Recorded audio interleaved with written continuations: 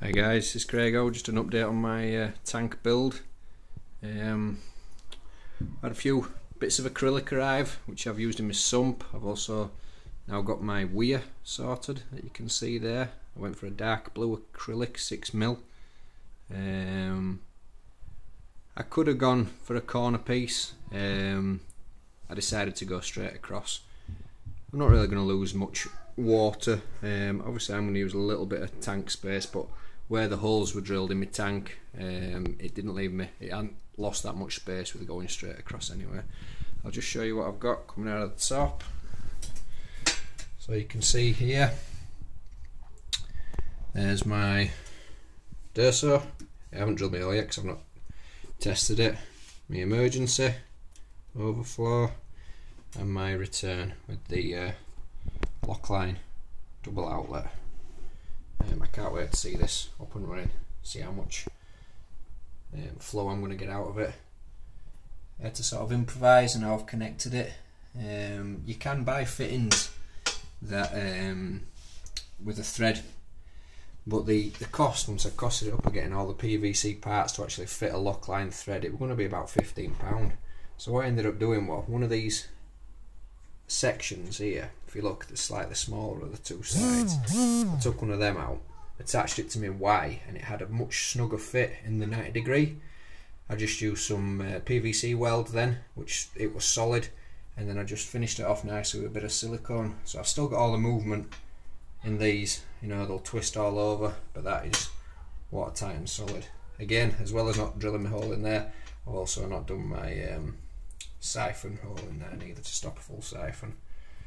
You can see there's my bit of silicone in. It's as good as I can do, guys. I'm not a DIY man. Right, to my plumbing. Excuse the mess.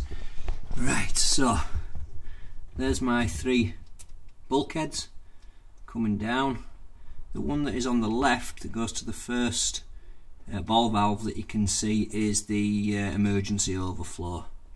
So it comes down, it's a 90. I've banged a union in there so I can always adapt it when I need to. They are going to have downpipes on them, I've just not put them on yet. Straight to a 90, and then it'll come down straight into the tank. The middle one that you can see with slightly longer neck to the ball valve there is my comes from the Durso, so that's going to have water running through it all the time. Again, comes down to a 90, hits a union. I've clamped that one against back there. Once again, it'll have a downpipe, but then it's also going to have a 90 at the end, so I'm not getting, because it's going straight into my refugium, you see, so it's not kicking up all sand and shit, if you will. One of the reasons why it's going straight into my refugium, I've read a lot of stuff on the forums that say if you go straight into a section that's got the protein skimmer, obviously the protein's taking all the fish crap out, for want of a better word, which the refugium's actually going to need, or the algae in there is going to need. So I've gone straight into refugium, and then the next section along is going to be my skimmer. So that's that, and then the one that you can see here with the thread on there, which is for this bit here. So obviously I've got to tape that up before I do it.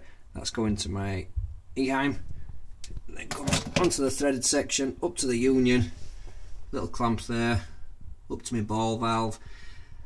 I'm not going to use that ball valve to limit my flow from my pump. It's there solely when I am taking sump out for maintenance or anything like that. I can isolate the flow coming back down. I don't have to let it drop below my weir.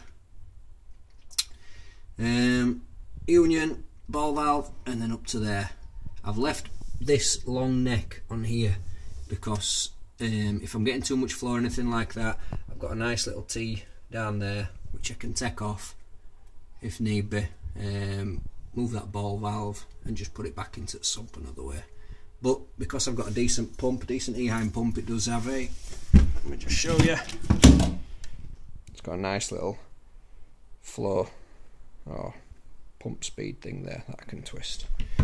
So that's where I'm up to, guys. What I'm waiting for at the minute is just for my silicone to dry in my sump, and then I'm going to do a full water test,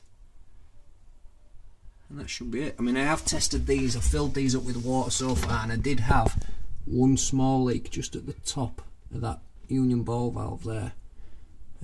Took it off, re-welded it, and that sorted that. The real test is when I've got some proper quantity of water flowing through it, so we'll see from there. But that is where I am up to so far. It's looking good, I'm getting excited. So, stay tuned.